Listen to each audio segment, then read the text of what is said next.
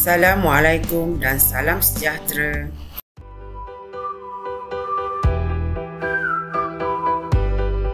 Hai, bertemu lagi dengan Cikgu Yang Izam.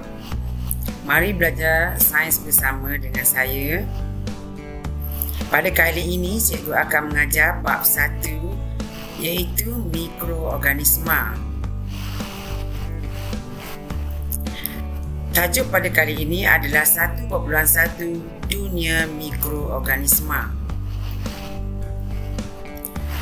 Standard pembelajaran adalah berkomunikasi mengenai mikroorganisma, menjalankan eksperimen bagi menunjukkan kewujudan mikroorganisma dan juga menjalankan eksperimen untuk mengkaji faktor yang mempengaruhi pertumbuhan mikroorganisma.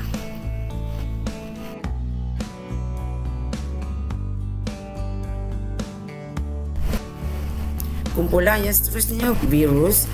Virus saiz adalah 0.02 mikrometer sehingga 0.4 mikrometer.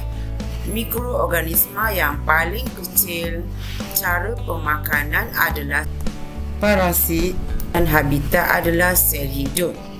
Manakala bentuk adalah rod, berudu dan juga spera. Cara pembiakan iaitu replikasi, membiak dalam sel rumah iaitu sel hidup sebagai perumah.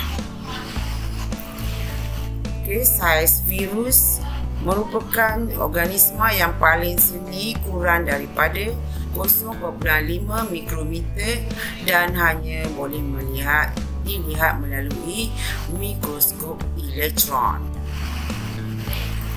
Bentuk virus seperti yang anda lihat, virus influenza berbentuk sfera, helix virus mosaic, polyhedra, adenovirus dan juga kompleks seperti bacteriophage iaitu gabungan helix dan polyhedra.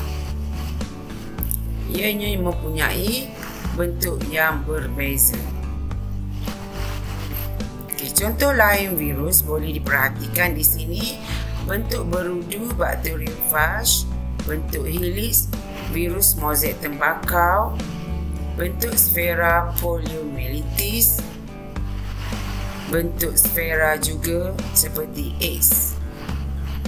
Struktur asas virus. Virus daripada berbenang asid nukleat iaitu asid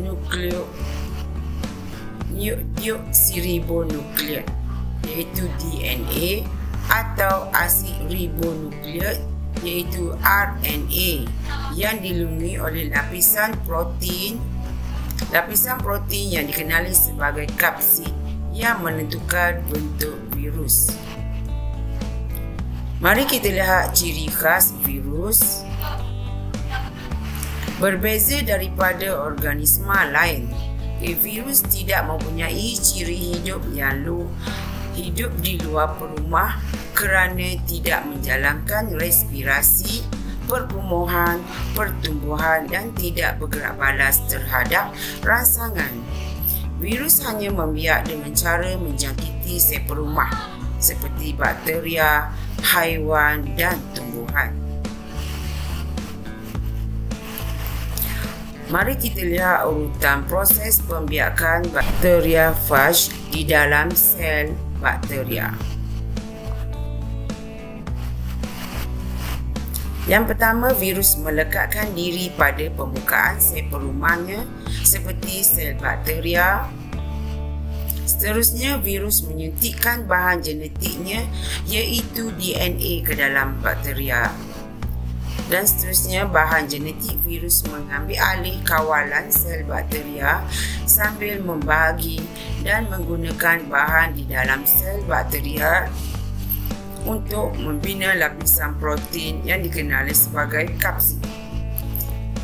Bilangan virus baru yang dihasilkan di dalam sel bakteria kian bertambah dan akhirnya virus baru memecah sel bakteria dan membebaskan diri untuk menyerang sel bakteria yang lain. Bagaimana kita tahu kewujudan mikroorganisma? Kita tidak dapat melihat mikroorganisma.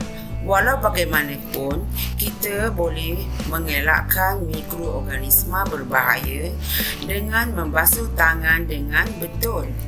Yang pertama, basuh tangan dengan sabun secukupnya. Kedua, gosok tapak tangan. Ketiga, gosok setiap jari dan celah jari. Keempat, gosok kuku di tapak tangan. Kelima, gosok belakang tangan.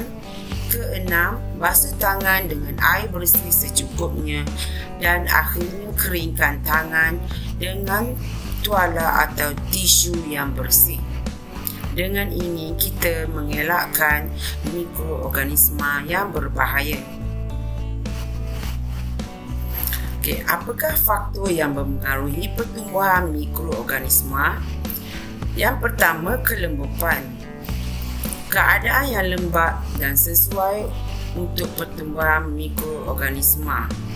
Persekitaran yang kering menyebabkan mikroorganisma kurang aktif dan merencatkan pertumbuhannya. Yang kedua, nilai pH. Nilai pH 7 iaitu pH neutral merupakan nilai pH yang optimum bagi pertumbuhan kebanyakan mikroorganisma. Walau bagaimanapun, terdapat sebahagian mikroorganisma yang dapat hidup di persekitaran sedikit berasid atau beralkali. Seterusnya, yang ketiga, cahaya. Mikroorganisma seperti alga mempunyai klorofil, memerlukan cahaya untuk menjalankan fotosintesis. Mikroorganisma seperti kulat dan bakteria tumbuh dengan lebih baik dalam keadaan gelap. Pendedahan kepada cahaya ultraungu dapat membunuh mikroorganisma. Seterusnya, yang keempat, suhu. Suhu 35 darjah Celsius sehingga 40 darjah Celsius merupakan suhu optimum bagi pertumbuhan mikroorganisma. Keadaan suhu yang terlalu rendah seperti di dalam peti sejuk boleh merencatkan pertumbuhan mikroorganisma. Keadaan suhu terlalu tinggi pula mampu membunuh mikroorganisma. Dan akhir sekali, nombor 5, nutrien. Kadar pertumbuhan mikroorganisma meningkat dengan kehadiran nutrien yang cukup. Kadar pertumbuhan mikroorganisma akan terencak walaupun dengan kehadiran nutrien apabila faktor lain seperti kelembapan, cahaya, suhu dan nilai pH adalah terhad. Untuk subtopik ini, mari kita uji minda kita. Soalan pertama, apakah yang dimaksudkan dengan mikroorganisma? Jawapannya adalah organisma seni yang tidak dapat dilihat dengan mata kasar dan hanya boleh dilihat dengan menggunakan mikroskop.